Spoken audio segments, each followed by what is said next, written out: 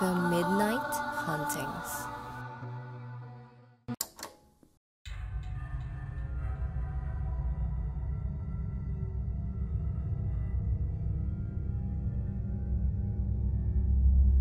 Magandang araw mga ka-midnight, ako si Rex. Ang kwentong ito ay pinadala ng isa nating tagapakinig at ito ay tungkol sa isang lalaki na nagpresentang maiwan at magbantay sa simbahan nung mahal na araw, kung saan may mga nakakahilakbot siyang karanasan bilang sakristan. Ako si Lando at ilang taon na ang nakalipas nang mangyari ang aking kwento. Nais kong ibahagi ang aking nakakakilabot na karanasan noong mahal na araw. Bata pa lang ako ay pangarap ko ng magpari, kaya naman ako ay nagsakristan sa aming simbahan. Nung mahal na araw ay nagpresenta akong tumulong para mangasiwa sa simbahan dahil ilang araw ding hindi magmimisa. Ilang taon na akong sakristan nun at nais kong mas maintindihan pa ang mga ginagawa ng mga pari, kaya balak kong obserbahan ang aming kura paroko. Matanda na si Father Gino at ilang dekada na naming pari ito sa simbahan. Siya ang nagkasal sa aking mga magulang at siya din ang nagbinyag sa akin. Kita na sa kilos niya ang katandaan at hirap na siyang maglakad, kaya sa opisina lang siya nananatili. Hanggang gabi ay inaalalayan ko siya sa ibang gawain sa simbahan at iilan sa aming sakristan ay hinandaan niya ng matutulugan kung naisin namin. Sakto ding bumisita ang aking mga kapatid sa bahay at may kahati ako sa kwarto, kaya nagpa siya akong sa simbahan makitulog. Nung kinagabihan ay medyo namamahay pa ako at nakakarinig ako ng mga kaluskos. Nakakatakot din ang mga nakataklob na rebulto ng mga santo, kaya nahirapan ako lalo matulog. Nang paidlip na ako, ay tila may naaninag akong imahe na nakadungaw sa sulok ng aking kwarto. Tila nakatalukbong ang mukha nito at nakasuot ng maitim na damit. Nanlilisik ang mga mata nito, ngunit umiiyak ito na parang humihingi ng tulong. Dahil sa takot ko, ay agad akong napadasal para lang mapaalis ang nagpapakita. Maya-maya ay naglaho ito ng parang bula. Ngunit hindi maalis sa isip ko na totoo ang aking nakita at tila may pagkapamilyar ang imaheng umiiyak.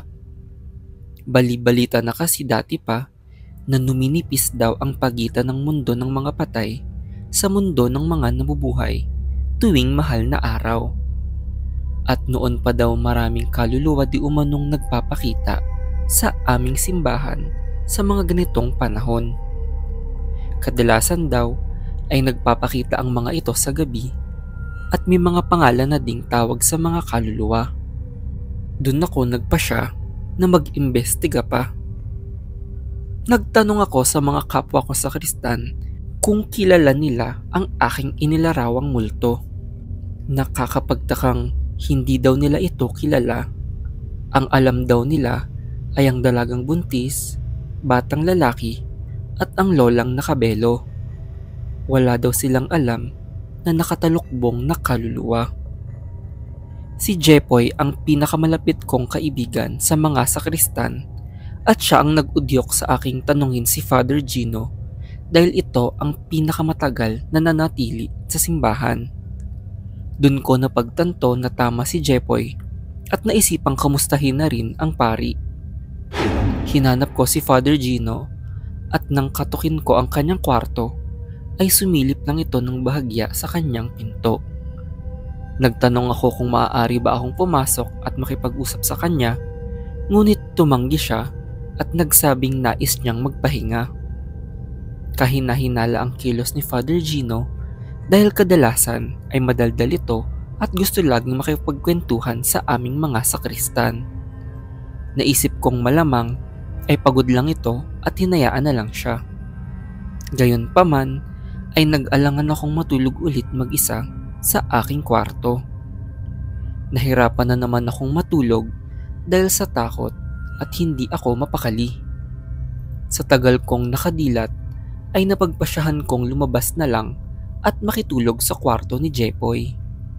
Ngunit bago pa ako lumabas sa pasilyo ay nakarinig ulit ako ng tila may pumapalahaw sa gabi. Tumambad sa aking harapan ang muka ng isang pari pagsilip ko sa pasilyo. Tila naaagnas na ang balat nito at nakatirik ang mga mata. Ang nakakahilakbot pa sa lahat ay umiiyak ito na tila humihingi ng tulong habang kumakatok sa pinto ng aking kwarto. Nanigas ang aking buong katawan at hindi makagalaw sa sindak. Iniisip ko kung bubuksan ko ba ang pinto at papapasukin ng multo o hihintayin itong maglaho. Doon ko naisip na kung hindi ako aalis ay baka lumusot ito sa pader at hindi ko bigla mabuksan ang pinto. Kaya naman nagmamadali akong lumabas at sumalisi sa kaluluwa para magmadaling tumakbo papalabas at humingi ng tulong. Naisipan kong puntahan ang kwarto ni Jepoy at agad na kinalabog ang kanyang pintuan hanggang sa papasukin niya ako. Nag-aalala ang itsura ni Jepoy habang pinaliwanag ko ang nangyari sa akin. Tila natatakot din siya at nagpa siya kaming puntahan na ang opisina ni Father Gino. Nakailang katok kami, ngunit walang sumasagot kaya nagpa siya kaming buksan ito at nagulat kami sa aming nakita. Dahil tila nangangamoy na ang buong opisina at nakasalampak lang sa upuan ang naaagnas na katawan ni Father Gino. Dun ko napagtanto na ang kaluluwa ni Father Gino pala ang nagpapakita sa akin at siya ang humihingi ng tulong. Ang nakakapagtaka lang ay nakausap ko pa ito. Ayon sa mga pulis ay isang buong araw na daw patay si Father Gino at mabilis na agnas ang kanyang katawan sa init ng panahon. Lalo akong nagtaka dahil totoong buhay pa ito nung huli ko siyang nakita. Ngunit siya ang kaluluwang nakita ko bago pa siya mamatay. Ayon sa aking pananaliksik ay hindi lang mundo ng mga patay ang numinipis tuwing mahal na araw. May mga paniniwalang mismong daloy ng oras ay naaapektuhan ng kababalaghan at maaaring ang nagpakitang kaluluwa sa akin ay galing pa sa hinaharap. Ilang taon na ang nakalipas nung nangyari ito sa akin at hindi pa din ako makapaniwala sa kakaibang karanasan ko sa mahal na araw.